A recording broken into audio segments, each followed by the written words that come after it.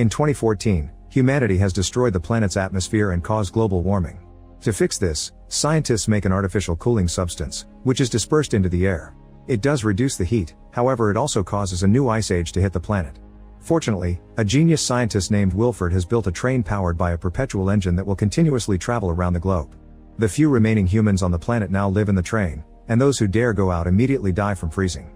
Unfortunately, classism also exists in this small society, and the train cars are organized accordingly. Upper classes at the front, economy classes at the back, and the poor people in the tail section.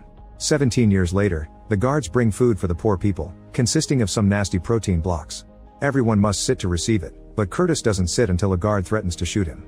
Curtis explains to his friend Edgar that he counted the doors because he's planning to sneak through the train. The guard then asks if there are any experienced violinists in the group, and an old couple volunteers because they used to be in the Boston Symphony Orchestra. The guard tries to just take Gerald because they only need one musician, but Gerald refuses to go without his wife. This causes the guard to beat up the woman and break her hand before dragging Gerald away. Afterward, Curtis visits Tanya and her son Timmy to ask the boy to trade protein blocks. Curtis cuts up his new block and finds a small capsule with a message in it, which he takes to Gilliam, an old one-armed man who sits next to a Wilford logo on the wall. The message says Nam, the name of a security expert from the prison section. Curtis wants to find him so he can help them with the revolution, so Gilliam assists Curtis in mapping out their options. Later, while everyone is sleeping, a bunch of guards arrive with Wilford's assistant Claude, who starts measuring all of the children with a tape. Suddenly Claude approaches Tanya and moves her skirt to find Timmy hiding there, so Timmy tries to run as his mom screams. However, the guards capture Timmy and beat Tanya up to shut her up. After some more measuring, Claude takes Timmy and Andrew's son Andy. A devastated Andrew yells and throws a shoe at Claude, so the guards immediately capture him. Moments later, young Franco and old Franco put a clock around Andrew's neck before putting his arm through a hole in the wall, causing him to scream in pain at the feeling of sub-zero temperature. Then Minister Mason arrives and makes a long speech to scold the passengers for their misbehavior. She puts the thrown shoe on top of Andrew's head, saying things on the train must subscribe to a particular order. Next, Mason calls Wilford on a phone to make him offer a speech too, but he doesn't answer. The Francos take out Andrew's arm, which is completely frozen, and smash it with a giant hammer to finish the punishment. For the following few days, the poor people begin working hard on putting things together to make a tool that will help with the revolution. Curtis also obtains some chronol, which are small blocks of industrial waste used by addicts to get a kick, but they're also highly flammable. He can't stop thinking about the fact Mason called the guards' weapons useless guns, theorizing that they ran out of bullets during the last revolt. While everyone works, the artist of the group makes drawings of all the important moments, and he gifts Andrew and Tanya portraits of their kids. One day, the alarm suddenly goes off and everyone scrambles to get in line for the guards. Their device is ready, so to create a distraction, they start yelling in protest of the protein blocks. A guard grabs an old man and threatens to shoot him, so Curtis runs forward and puts the gun on his own head instead. When the guard pulls the trigger, nothing happens, so Edgar yells that the guns have no bullets and chaos breaks out. The device turns out to be a giant train of pipes on wheels, which the group starts pushing through the next compartments with Curtis riding on top of it. A huge fight breaks out between the guards and the rebels, but without the guns, the rebels easily overpower them. Suddenly a huge guard tries to block their way, however Gray jumps on top of him and quickly kills him, stealing his keys in the process. Afterward, the rebels easily reach the prison car, where cells are actually compartments on the walls. Using the keys, they manage to release the security expert Nam, who looks rather dazed because he's an addict. After grabbing a translating device from the wall, Curtis explains he needs help getting through the doors in the following cars, and he can pay Nam with chronol. As he thinks about it, Nam smokes a cigarette, which shocks everyone because cigarettes haven't been available for over 10 years. The little Chan takes the chance to steal Nam's matches. After lots of thinking, Nam throws the cigarette and everyone starts fighting over it, but Nam also joins the fight until Curtis pulls him out of it. Nam reveals he took the keys and opens another compartment containing his daughter Yona, who is also an addict. Nam agrees to help if both of them get chronol for each door. Curtis accepts the deal, so Nam starts working on the door's wires. After Yona announces there's no one on the other side, Nam opens the door and the group confirms it's empty. Someone opens the windows and everyone is shocked to see the sunlight again after almost 2 decades. The world outside is covered in snow and every city is completely frozen. Then Nam begins working on the next door and Yona says he's running right before it opens. The group is surprised to see Paul, a previous member of their group who is now jumping around like a maniac. He didn't used to be like that, so they look around and notice these are the machines that make the protein blocks. Paul was brought here to make the blocks alone, which has driven him crazy. Curtis looks inside a machine, only to be horrified to discover that the ingredients for making the protein blocks are cockroaches. Suddenly he finds another capsule on the floor and asks Paul about it, but he doesn't know who sends them, he just puts them in the food. Gilliam opens it and finds the word water, so Paul tells them the water supply is a few cars up. If they control the water, they can control the negotiation. While Nam works on opening the next door, Curtis chats with Yona and learns that she was born on the train. Curtis comes from the outside but doesn't remember anything before the train. Curtis also wonders if Yona's clairvoyant, causing her to look at the door and yell, "Don't open it." Unfortunately, it's too late. The door opens and reveals a room full of masked men armed with axes. As a threat, they hold up a fish and gut it. The rebels aren't intimidated and run forward, causing a chaotic fight to start. Both sides quickly begin losing people as they kill each other without mercy, splattering blood all over the car. Edgar and Curtis try to advance through the crow as they kill lots of masked men, but suddenly Curtis slips on the fish. A man tries to kill him when he's down, but Edgar jumps to kill him first just in time. At the front of the car there are even more masked men and a few guards, who announce they're about to cross a bridge. Then the men begin counting down, and when the train reaches the bridge, they yell Happy New Year. Unfortunately, since last year, several banks of ice have formed on the bridge. The train shakes like crazy as it goes through them, causing everyone to fall to the ground except for Yona and Nam, who look out the window to check on the cliffs below.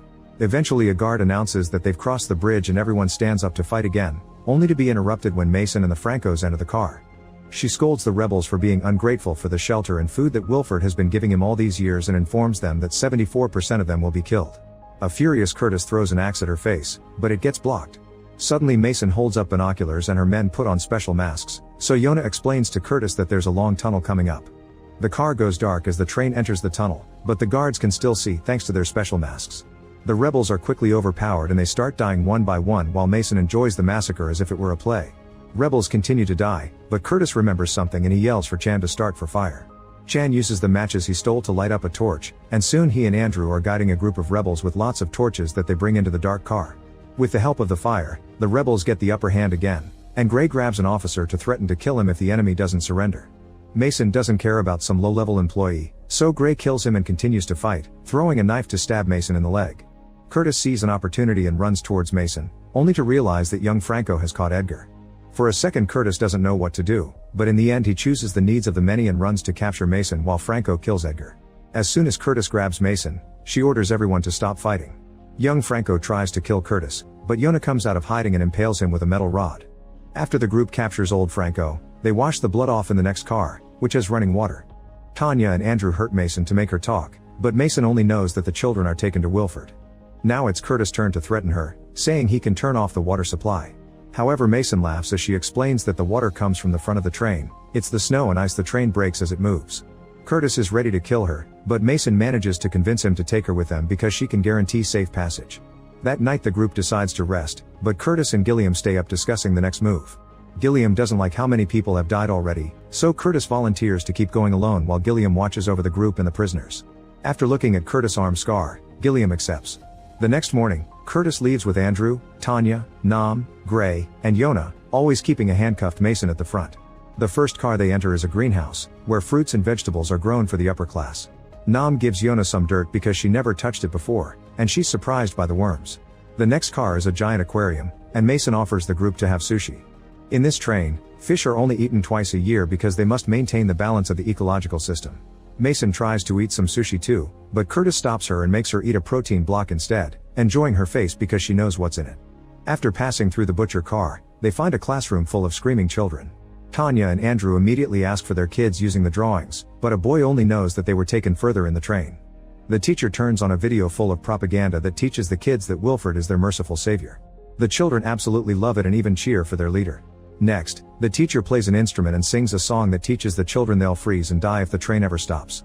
At that moment, they pass by a spot in the landscape where 15 years ago, 7 people once tried to escape, and now their bodies are frozen statues in the snow. Then a man comes in with a cart filled with New Year's warm eggs. Both the children and the rebels grab eggs to eat while Gerald also shows up to play the violin for them. After Tanya notices how much Gerald has changed since he got this job, Curtis finds a capsule in the egg with a message that says blood. When the cart man reaches another car, both he and the teacher pull guns out of the piles of eggs to begin shooting. Everyone ducks for cover, but sadly the teacher kills Andrew before Gray ends her with a knife.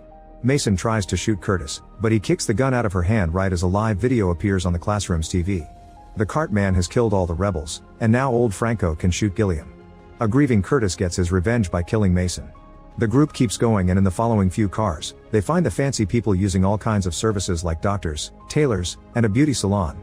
While they cross the dining room, Franco gets moving too and notices the train is turning in a way that his car and the one with the rebels are adjacent. Franco immediately opens fire and Curtis shoots back, missing all the shots until they both run out of bullets. While they reload, Nam sees a snowflake getting in through the bullet holes, which he considers a clue. Then Franco and Curtis shoot once more, but since this isn't going anywhere, they decide to move on. The group crosses a spa before reaching a sauna, where they hide in the stalls before Franco and 2 guards catch up to them. Franco opens a stall and kills a high-class passenger, then he kills the guard that calls him out for it. At that moment Gray jumps out to kill the other guard and stab Franco in the shoulder, so a fight ensues. As the 2 men struggle, Curtis comes out to shoot Franco, but he can't aim without hurting Gray. When Franco knocks Gray out, Curtis finally shoots, but Franco shoots back and hurts Curtis' arm. Tanya tries to attack Franco too, but he just shoots her down. Next Curtis starts fighting Franco hand to hand, and after lots of struggle, Franco knocks Curtis out.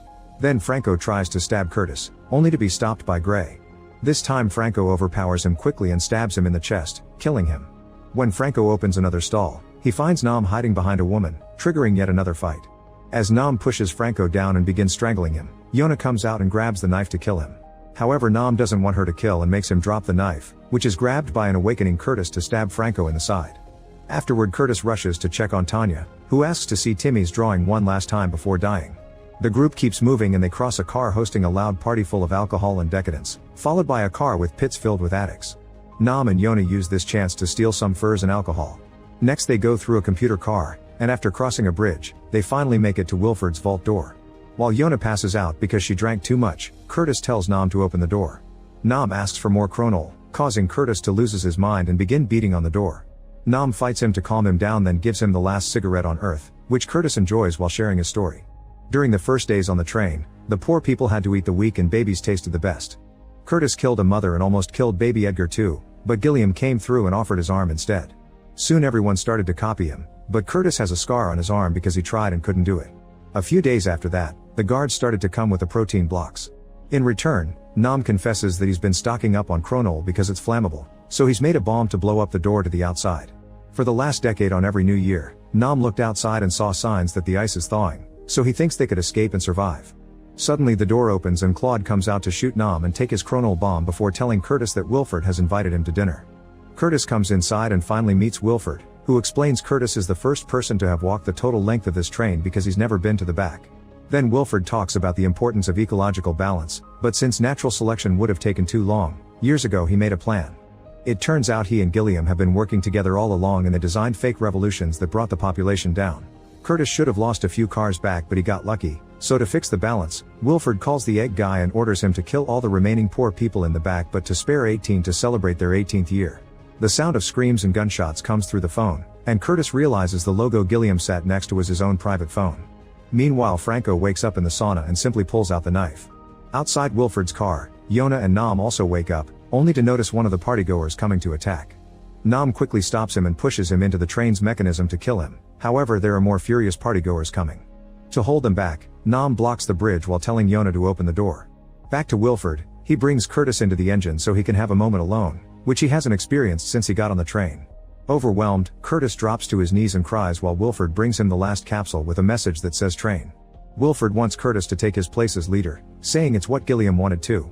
Outside, Franco starts making his way through the partygoer crowd at the same time Yona finally opens the door. Claude comes out to investigate, but Yona kills her and takes her gun, firing it at Franco until she runs out of bullets. Franco is still alive, so Nam tells Yona to get the Kronol back from Claude and the matches from Curtis. Yona runs inside and holds her hand out, but Curtis is under Wilford's manipulation and pushes her away. Desperate, she grabs a fork and lifts a floor tile to reveal Timmy working on powering the engine. Wilford explains that they've run out of parts through the years, so nowadays he uses kids as a replacement.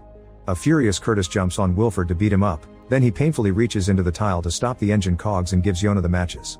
While Yona runs out, and he comes out of a compartment and goes to the engine to activate it again. In just a second, Nam kills Franco, Yona lights up the Kronol, and Curtis pushes through the pain of breaking his arm to stop the engine again so that Timmy can climb out. Then the group runs to hug as the Kronol explodes, blowing up the door but also causing a giant avalanche that pours down on the train. The cars begin to fall one by one and the train goes off the tracks until the front jams into the snow and finally stops. Moments later, Timmy and Yona wake up in the car surrounded by fire and the bodies of anybody else. Wearing the stolen furs, they go outside and watch a polar bear as they realize they won't die from freezing. Make sure to subscribe and turn on notifications so you can watch more videos like this. Thanks for watching.